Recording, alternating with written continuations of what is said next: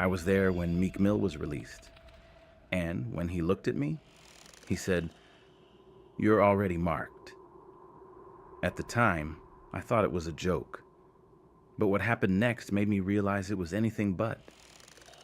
I wasn't supposed to talk about this, but here I am, telling you the truth, something I should have left buried. But it's too late now, and I can't keep running from it. You've probably heard the name, Meek Mill.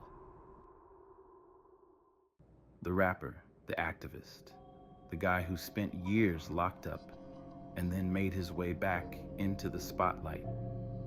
You probably know him from his music or the headlines about his fight for justice, but what you don't know is what happened the day he was released. This happened in 2018, November, I think. The day he walked out of that prison. All eyes were on him, but mine weren't just on him. They were in on the whole situation. I don't know why I was there. Honestly, I wasn't a reporter, I wasn't a fan, though I respected his music. I didn't know anyone involved in the process. But somehow, I ended up in the crowd. I was just standing there when they let him out, like the rest of the people. I'd heard the news, seen the hashtags, seen the love pouring in on social media. I thought, maybe I should just be a part of it. Celebrate it. Hell, it felt like a moment in history. A man wrongfully incarcerated, finally freed. But what I didn't know was that there was a lot more to that moment than what the cameras were showing. The moment Meek stepped out of that prison, the world went wild. People cheered, clapped, some cried, but something was off. It wasn't just the celebrations. There was a strange chill in the air, something I couldn't shake. I remember this one detail so clearly, it's burned into my memory. The doorman. He was the first person I saw when I entered the compound. He was wearing a suit, standing straight, as if he was some kind of guard. But the thing was, he had no eyes. I know it sounds crazy, but I swear, there were just these smooth, empty sockets where his eyes should have been. His face was perfectly blank, and when he greeted people, his voice was unnervingly calm. At first, I thought I was seeing things, or maybe it was the adrenaline of the whole situation. But I can't forget that sight. The strange, unblinking stare he gave me as I passed by. It sent a shiver down my spine. I know what you're thinking. This guy's losing it. But trust me, that moment set the tone for everything that followed. As Meek stepped out of that building, I felt like I was in the middle of some sort of movie. Except, it wasn't fun. It was more like a nightmare I didn't know I was living. The crowd's cheers started to fade into the background, and all I could focus on was him. He had this look on his face, this intensity that was almost too much for me to handle. Like he knew something the rest of us didn't. It wasn't joy. It wasn't relief. It was something darker. I don't know why, but I ended up following him. I didn't plan to. Hell, I don't even know why I was there in the first place, but something pulled me towards him. Maybe it was the way he looked at me, like he knew exactly who I was, even though we'd never met. Or maybe it was just that gut feeling, that pull, that made me want to understand why he was so different from the person the world saw on TV. When I finally got close enough, he said something to me. Something that, at the time, I brushed off as a joke, but it wasn't a joke, not at all. "Come with me," he said, his voice low, almost a whisper. So, I did. I followed him through the back entrance, past security, past cameras. No one stopped us. like they were expecting us. We went down these narrow hallways, and I don't know how, but it felt like we were being led somewhere we weren't supposed to go. As we walked, I noticed the place felt wrong. Not in a typical creepy way, but in a subtle, unsettling manner. The air was thick, almost suffocating. The walls were covered in dark wood paneling, the kind that makes everything feel more enclosed than it actually is. The lights flickered, just enough to make you wonder if something was off. And then we stopped. I don't know if he had been expecting it, or if this was part of the plan, but we reached this room and the door opened on its own. There was a man inside, tall, dressed in black, and he looked at Meek with the kind of familiarity that made me uneasy. They didn't say anything at first. Meek just nodded, and the man gave him a small, almost imperceptible smile. It wasn't warm, though. It was cold, and that's when I started to feel it. Something was wrong. Meek stepped inside, and for a split second, I thought about leaving. I didn't belong here. I shouldn't have been following him in the first place, but I stayed. I don't know why. The man in black looked at me and said, "You don't know what you're walking into, do you?" I didn't respond. I didn't even know how to respond, but I felt it. This overwhelming sense that something much bigger, much darker was going on than what anyone outside was seeing. But what happened next took things to a whole new level. I stepped inside the room behind Meek, hesitating for just a moment before the door swung shut behind me with a soft thud. The first thing I noticed was how calm everything was. Too calm. There was no tension in the air, no loud voices or clattering of equipment, just the faint hum of air conditioning. Soft enough that it almost felt like the space was holding its breath.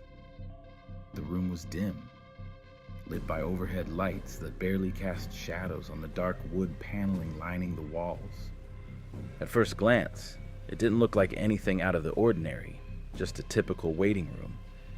It had plush leather chairs arranged in a neat circle, a low glass coffee table with a few scattered magazines, and soft, muted colors that might have been intended to make people feel comfortable, to make them feel at ease. But there was something off about it, something I couldn't quite place. The silence pressed in, thick and tangible, like it had settled into the walls over years of use. Meek stepped in ahead of me, walking with the same easy swagger I'd seen in interviews. His shoulders were relaxed, his hands stuffed in the pockets of his jacket.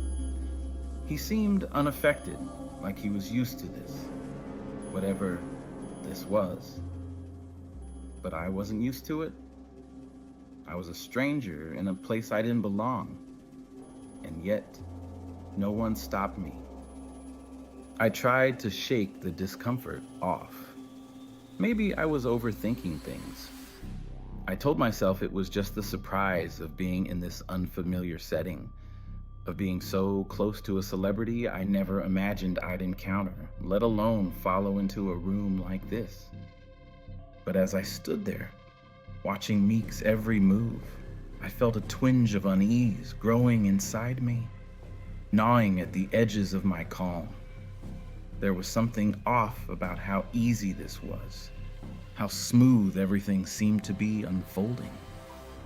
There were no guards, no heavy security, no check-ins, just a steady stream of calm efficiency, like it had all been planned long before we arrived. I looked around the room again, taking in the details. The leather chairs, a shade too dark to be comfortable, seemed too perfect, too new to have ever been used. The table in the center, a sleek, modern design, reflected the dim lighting above like a polished surface that never got touched. Even the magazines on the coffee table, fashion, business, music, felt too deliberate, too curated. They didn't belong here. They didn't belong with us. The man in black stood by the far wall, motionless, not saying a word as Meek walked toward the center of the room and took a seat in one of the chairs. He sat down slowly, stretching his arms across the back of the chair like he was settling in for a long conversation. He was calm, almost too calm, as if he was exactly where he needed to be. His posture, casual but controlled, seemed to radiate an unspoken power. For a second, I thought about leaving. There was nothing keeping me here. No reason for me to be part of whatever was happening in this room. But I stayed, frozen in place by a strange pull I couldn't explain. The door was already closed behind me, and something in the atmosphere told me that I wasn't about to get another chance to walk away.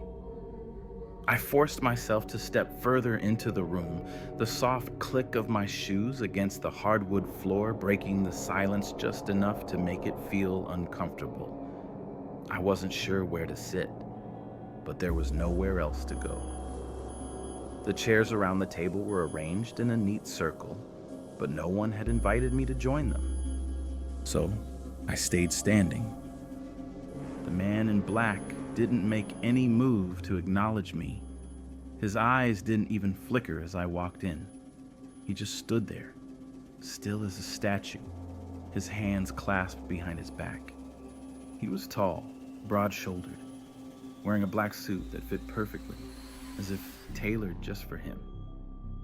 His face was sharp, expressionless, but his eyes, those eyes, kept glancing at Meek every few seconds, like he was measuring him.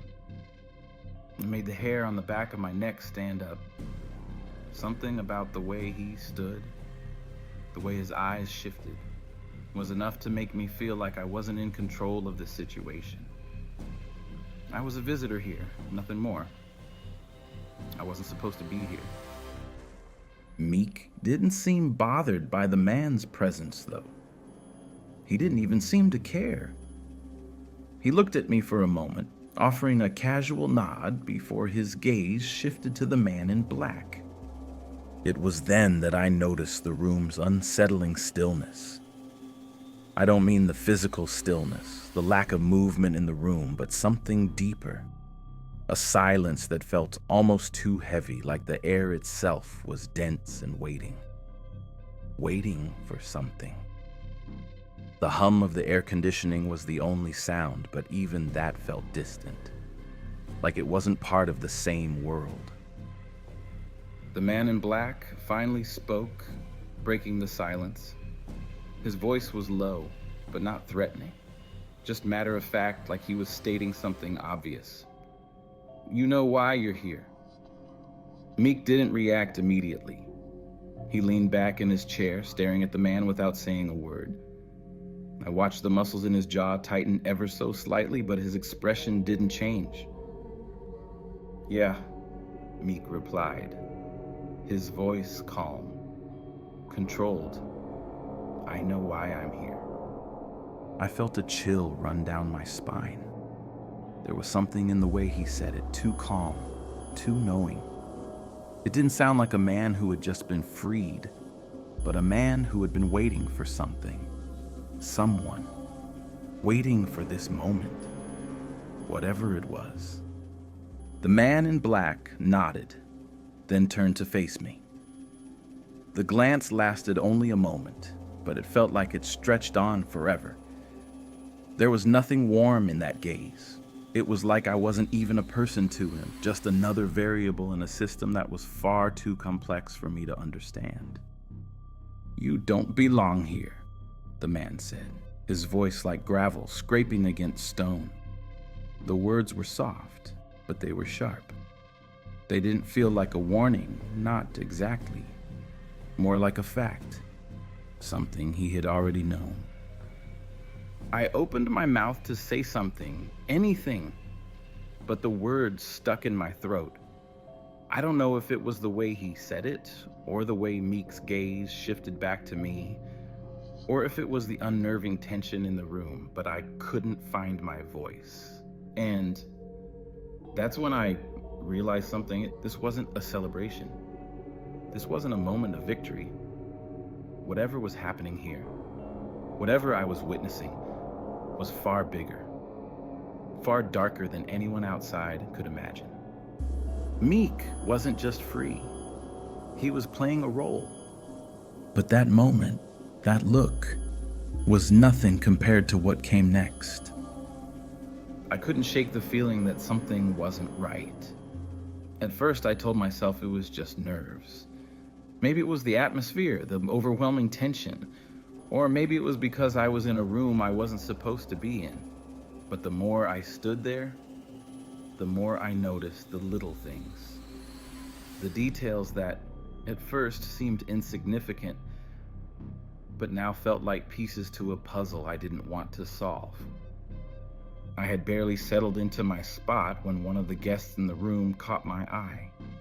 He wasn't anyone I recognized, just a guy sitting off to the side, leaning against the wall like he was trying to disappear into the shadows. But it wasn't his presence that made me uneasy. It was the way he looked at me. It wasn't a glance, but a stare. And it wasn't casual. It was something deeper, something knowing. Like he was trying to figure me out, or maybe even warn me. He didn't smile, didn't acknowledge me in any way. But his eyes, those eyes, they stayed locked on me for what felt like an eternity. And then, as soon as I caught his gaze, he looked away. It was so quick, so calculated, like he'd been waiting for me to notice just so he could act as if nothing had happened. I forced myself to look away, but I couldn't ignore the strange feeling that had settled in my stomach. It wasn't just the odd stare. It was the sense that there were more eyes on me, hidden in the corners of the room, tracking my every move. I tried to breathe it off, focus on something else, but my mind kept circling back to him, to the way he didn't belong here.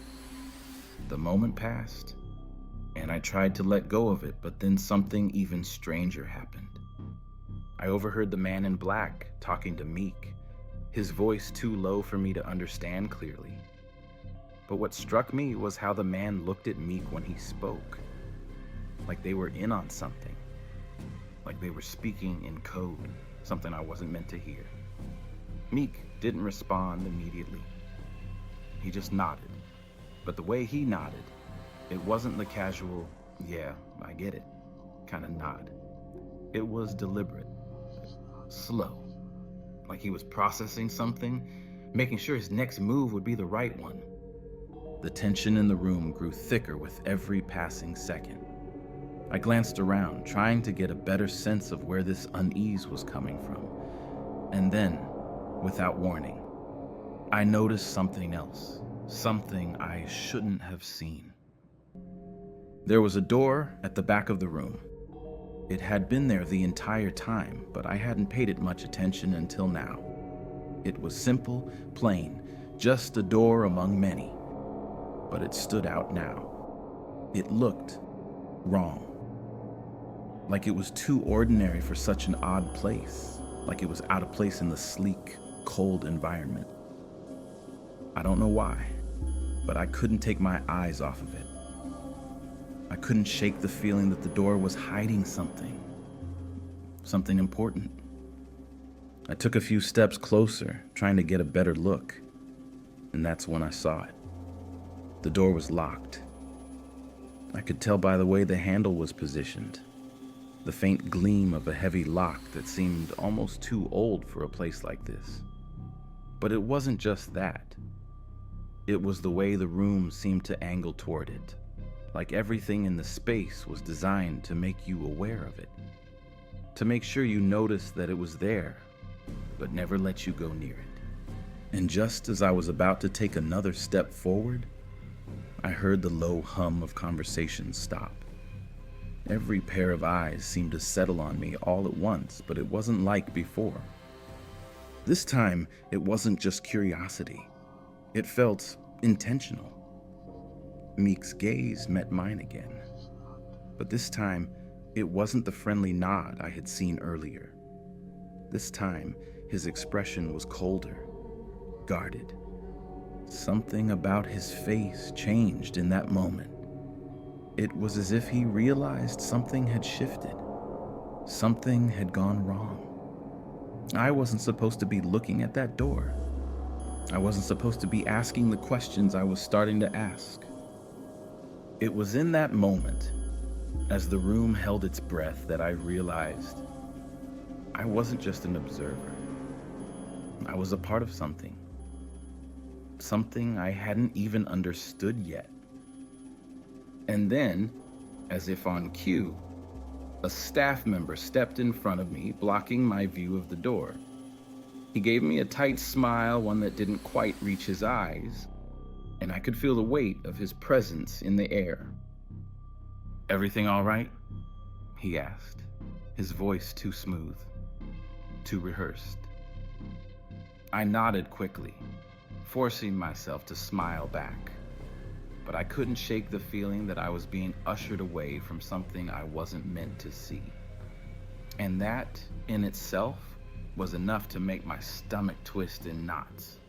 But that was just the beginning. The moment the story shifted is still clear in my mind. I can feel it every time I think back to that day. The exact moment when everything stopped feeling like a coincidence and started to feel like a slow descent into something I didn't have control over. It wasn't loud, it wasn't dramatic, it was just subtle, and that's what made it terrifying. It started with a noise. At first, I thought it was just the hum of the building, maybe the air conditioning kicking in or the soft whir of the lights above. But then it got louder. Not in a physical sense, but in a way that seemed to penetrate my mind, making everything around me feel heavier. The room, once so meticulously calm, began to feel thick, like the air itself was pressing down on me just a little too much. I glanced around, trying to shake the strange feeling, but everyone in the room seemed oblivious to it. Meek was still seated, his back against the chair, looking as composed as ever. The man in black was still standing by the wall, his eyes scanning the room, but his expression was as unreadable as before. The staff members moved around quietly, their footsteps muffled against the polished floor, their faces emotionless. But I could feel it. Something was wrong.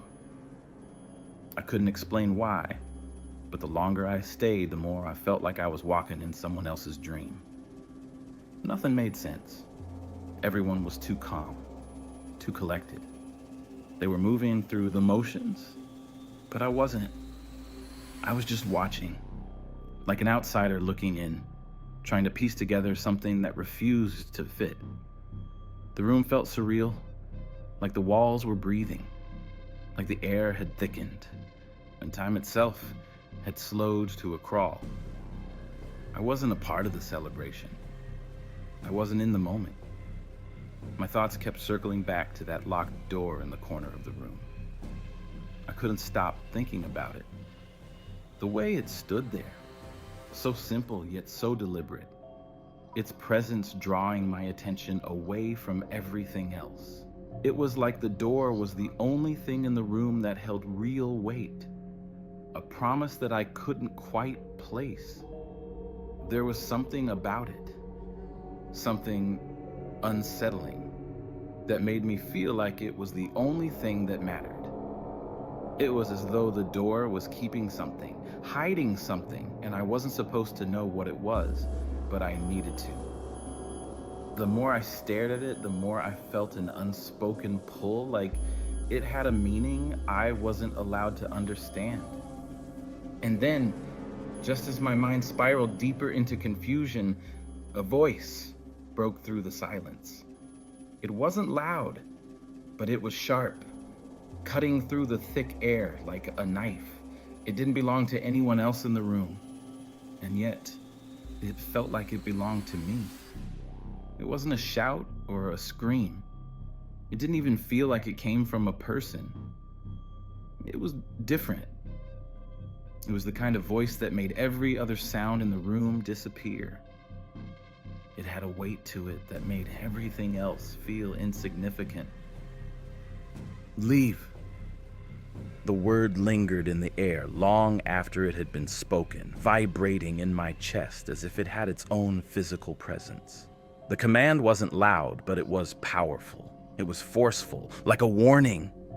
And yet, it wasn't a request. It wasn't a suggestion. It was a command, a single word, but somehow it carried the weight of an entire world behind it. There was no doubt in it. There was no room for negotiation. Leave. It was as though the room itself demanded it, and I was caught in its force. At first, I didn't even know where it had come from. The words seemed to hang in the air for a moment, suspended in time. I turned toward the sound, my body stiff with anticipation, my heart pounding.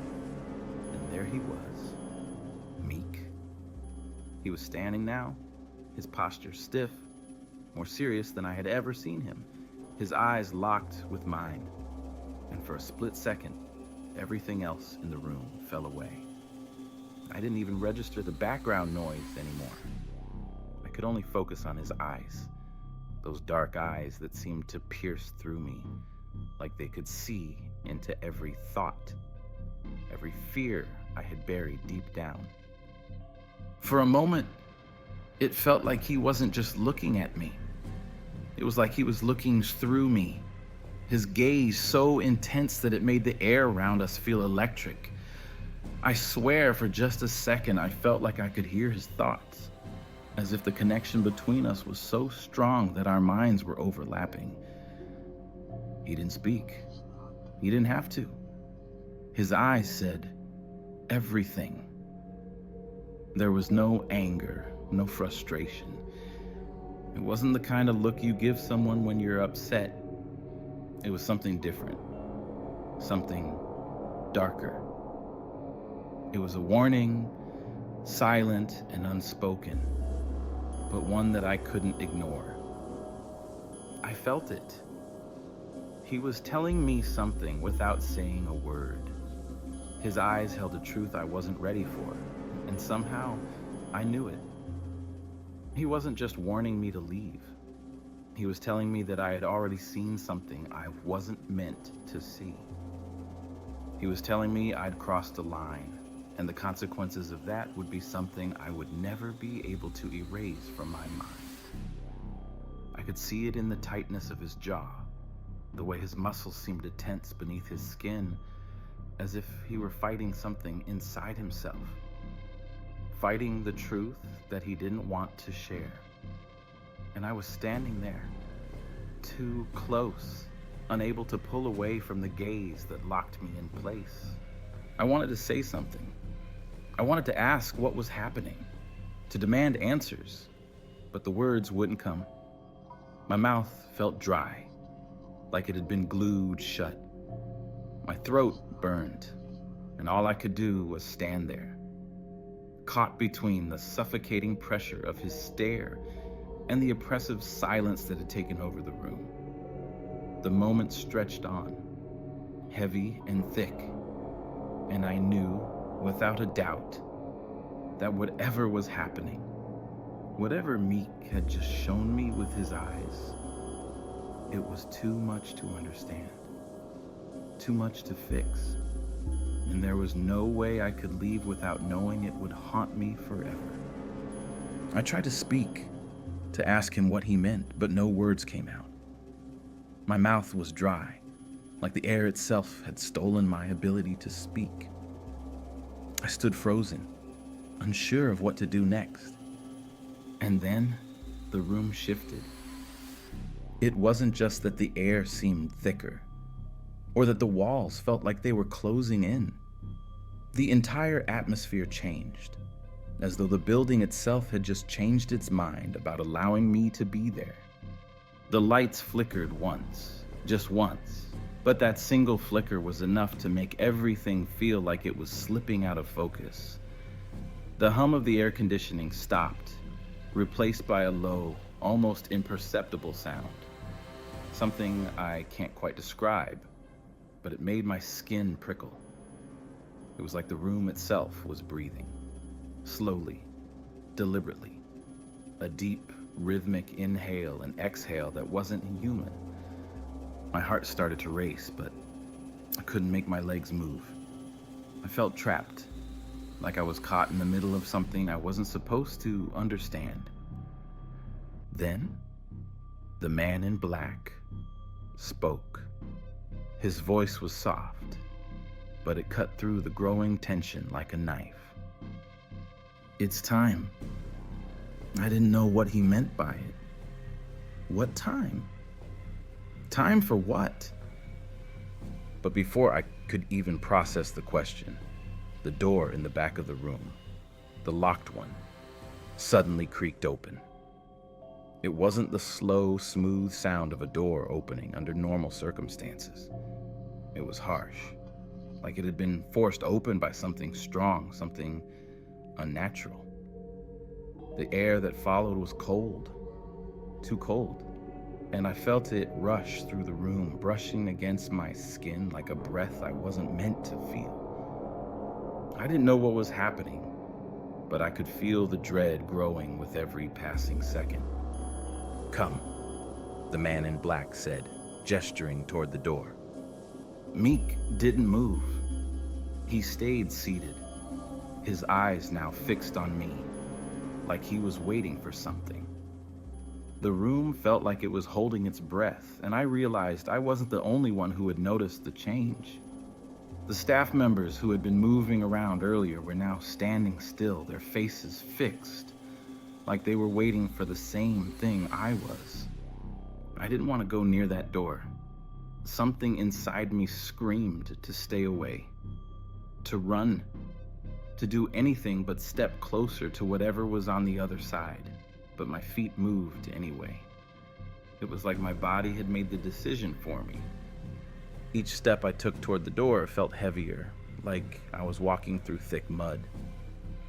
My pulse was racing, and I couldn't get the image of the man in black's eyes out of my mind.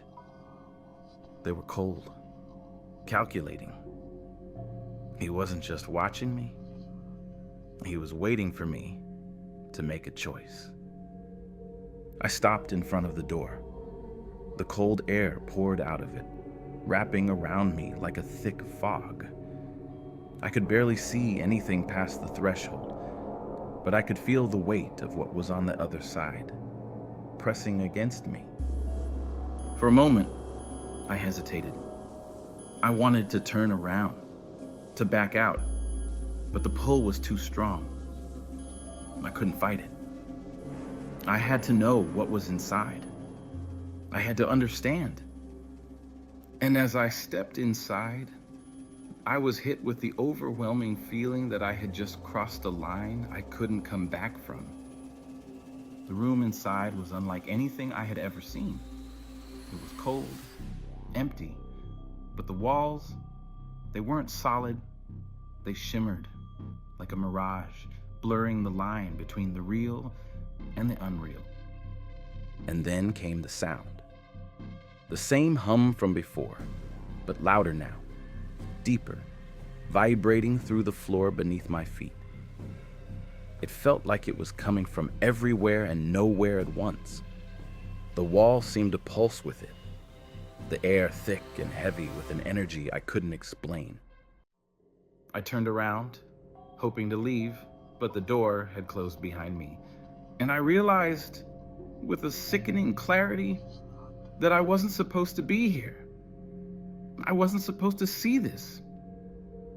The door closed behind me with a finality I couldn't ignore.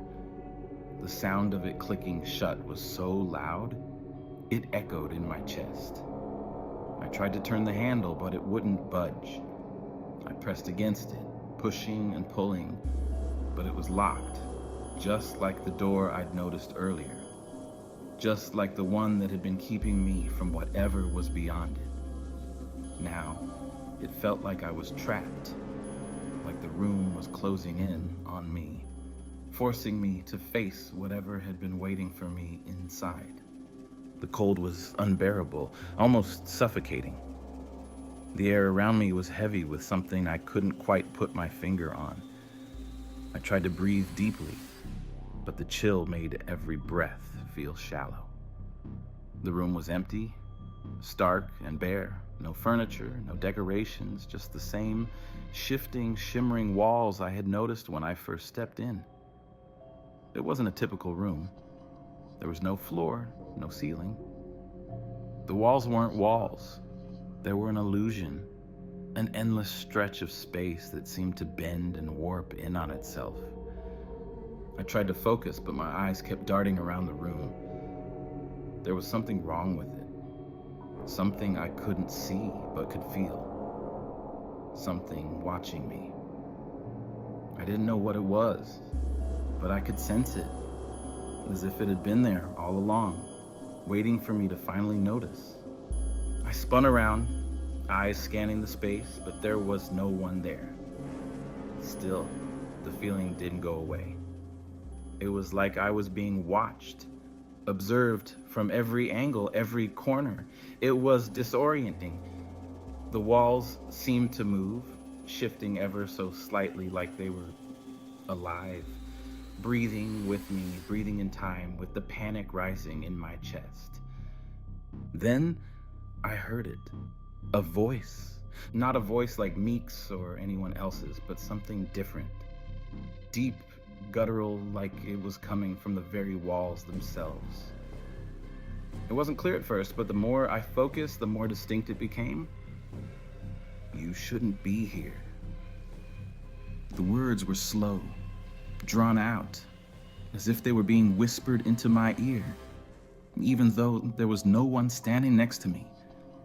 The voice was a vibration I could feel in my bones, crawling under my skin, sinking into my thoughts. I stumbled back, instinctively trying to retreat from it, but the walls pressed in, narrowing the space around me. My heart pounded in my chest, and I couldn't tell if I was imagining it or if this was real. But deep down, I knew it was real. The fear, the dread, was too overwhelming to be anything but real. Get out! The words came again, this time more forceful, more insistent. I spun around looking for the source of the voice, but there was no one. I was alone in this strange, shifting space, and yet I couldn't shake the feeling that I wasn't the only one here.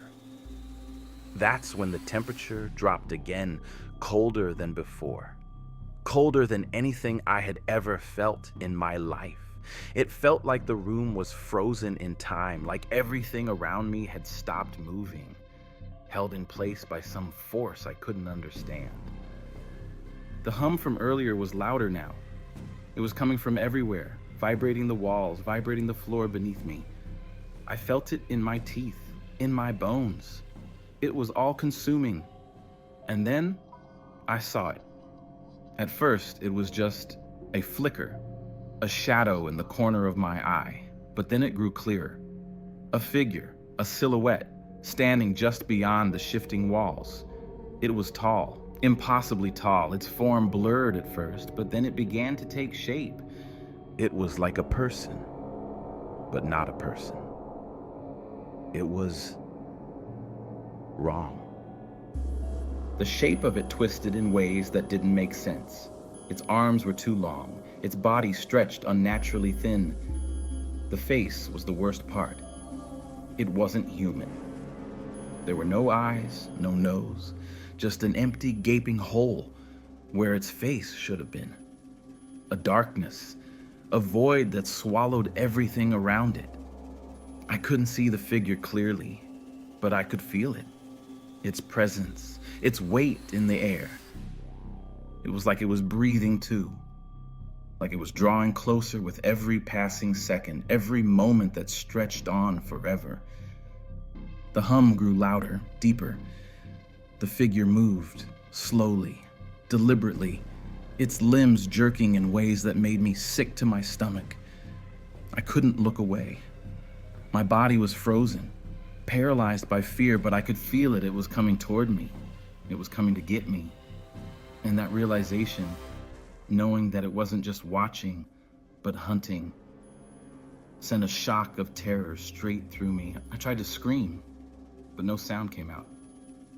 My mouth was dry, my throat tight, like something was blocking me from making a sound. My legs were rooted to the spot, my body refusing to move, as if I had no control over it anymore. The figure stepped closer, and I could feel it now, that overwhelming pressure, like the walls of the room were closing in on me. I couldn't breathe. The air was thick with something heavy, suffocating. Then, the figure's mouth opened, or at least, I think it did. There was a sound, a distorted, guttural sound that rattled my bones. It wasn't a voice. It wasn't even a scream. It was something worse, a noise that felt like it was coming from the deepest part of my soul, from somewhere I couldn't escape. And as the sound filled the room, the walls seemed to bend and twist, like they were alive, like they were pulling me in. I tried to move, to push past the terror, but my body wouldn't obey. My mind was screaming at me to run, to get out, but my legs wouldn't budge. I was trapped. The room had swallowed me whole, and there was no way out. The figure took another step toward me, its movements unnatural, its arms stretching out in front of it. I could hear the sound now, clearer than ever. It was like a whisper, but it wasn't words. It was something primal, something ancient. You're mine now. The words echoed through my mind, cutting through everything. And that's when everything changed. The moment the words left its mouth, the ground beneath me shook. Not violently, but with a steady, rhythmic pulse that felt like it was pushing against me, like it was trying to push me into the walls. The lights flickered once more, the air getting colder, colder than I thought was possible. I closed my eyes, trying to block it out, but when I opened them again, the room was different.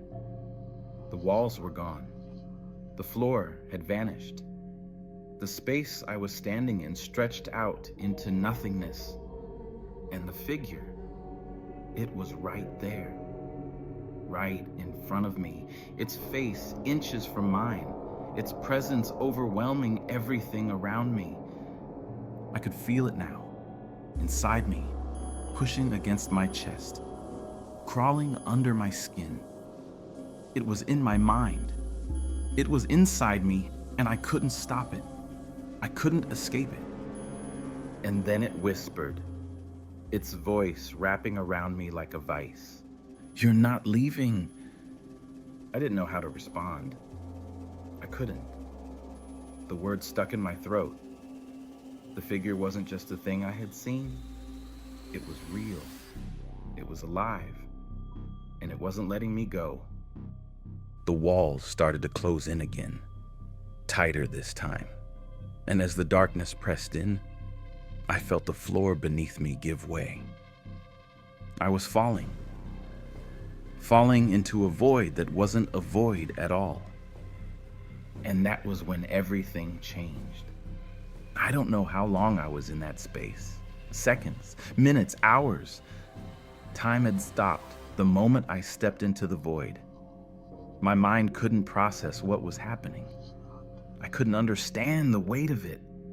I was suspended, trapped between fear and confusion, unable to make sense of anything around me. The world felt like it was disintegrating, breaking apart piece by piece. I had no sense of direction, no ground beneath my feet, nothing to hold on to. The walls had disappeared. The floor had turned to dust. The figure, the thing that had been right in front of me, was still there. But now it wasn't just standing, it was moving. Closer, closer, until I could feel its presence in my skin, crawling under my flesh. I tried to scream, I tried to move, but nothing happened. I was frozen in place, completely powerless. I could see it, feel it, coming for me. There was nowhere to hide, nowhere to run. But then, just as suddenly as it all started, everything stopped. The figure that had been looming so close, its dark, shapeless form, disappeared. The pulse of the room, the overwhelming sense of dread, the cold that had been seeping into my bones. It all faded, leaving nothing but silence. Complete silence.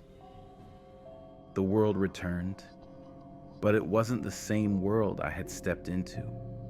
It felt wrong, like I had woken up in a place I didn't recognize, a place that wasn't real.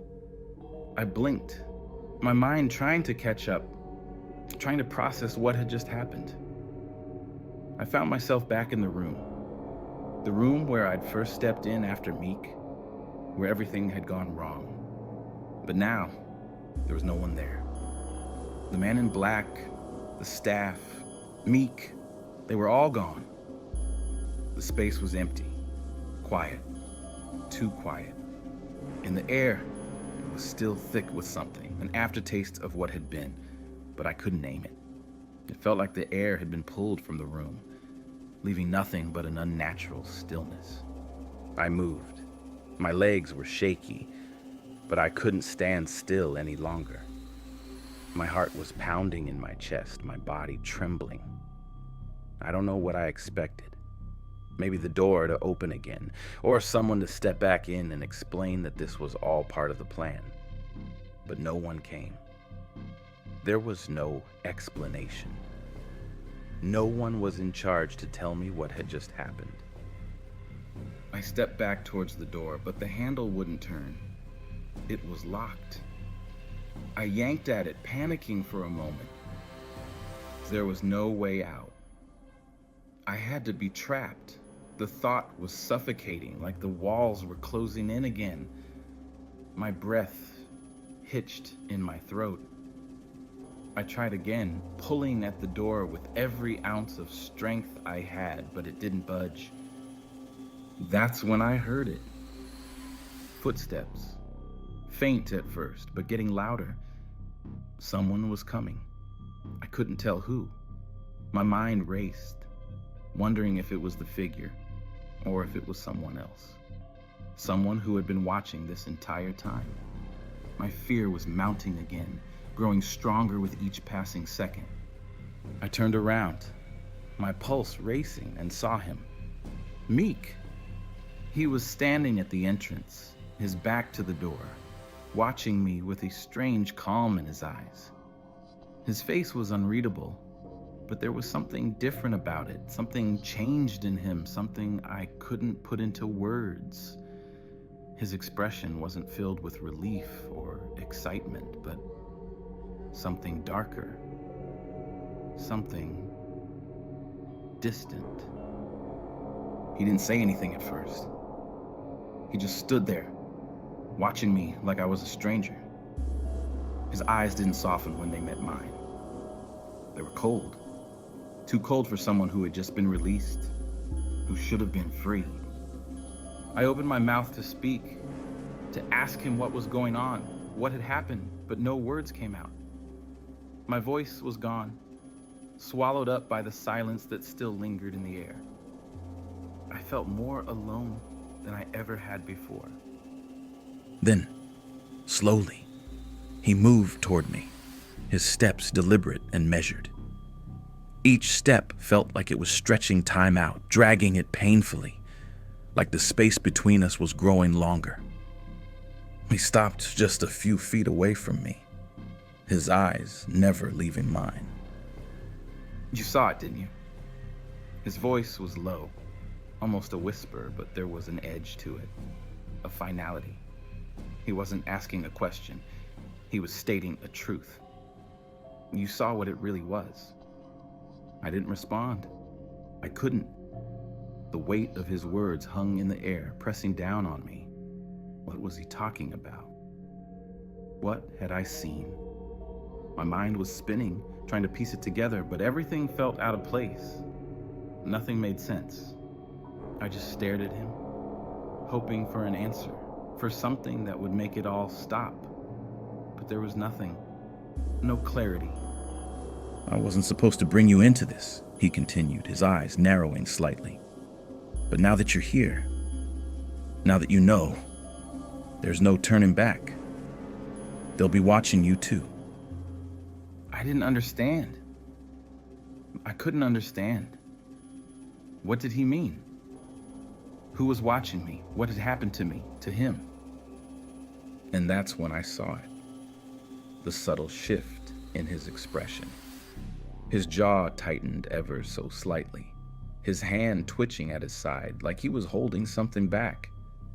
There was a hint of fear in his eyes, but it was buried beneath layers of something else, something darker, something controlled. It wasn't just Meek I was staring at anymore. The fear was back. The room, the world started to feel wrong again, as if everything around me was folding in on itself, bending at strange angles. The walls began to ripple just like they had before, but this time, it wasn't a trick of my mind. This time, it was real. I felt the air shift again, colder now.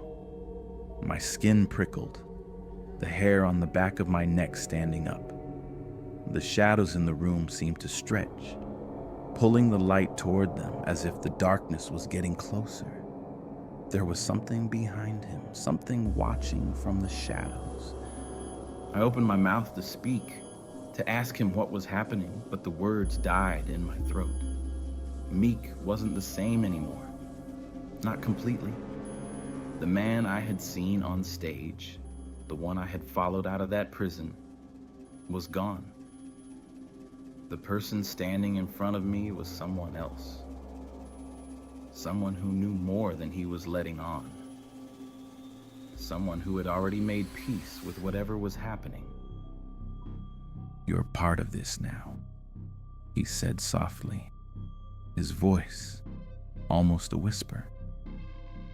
Whether you want to be or not. Then it hit me. The realization that had been nagging at the back of my mind since I first stepped into this place. The one that I couldn't ignore anymore. The figure, the one with no face, the one that had been watching me in that strange, shifting room. It wasn't just a trick of my imagination. It was real. It was here. And Meek knew it. I felt the floor beneath me tremble like something was moving below, something heavy. The walls warped again, this time in waves, bending in toward me like they were alive. I wanted to run. I wanted to scream, but my body refused to move. Then Meek stepped back. He didn't look at me this time. He didn't even glance in my direction. He just turned and walked toward the door. He didn't say a word as he left. But before he disappeared, he turned to me one last time, his eyes empty of everything but cold certainty. They're coming. And the door shut behind him with a final thud. The world shifted again. I was alone. But what happened next took things to a whole new level. I still hear it sometimes. The hum. It's faint, but it's there, lingering just beneath the surface of my thoughts, like a song you can't shake no matter how hard you try. I don't know what's waiting for me, but I know it's coming. Every time I close my eyes, I feel the shadows move. They're watching me. I can't explain it, but if I disappear after this, you'll know why.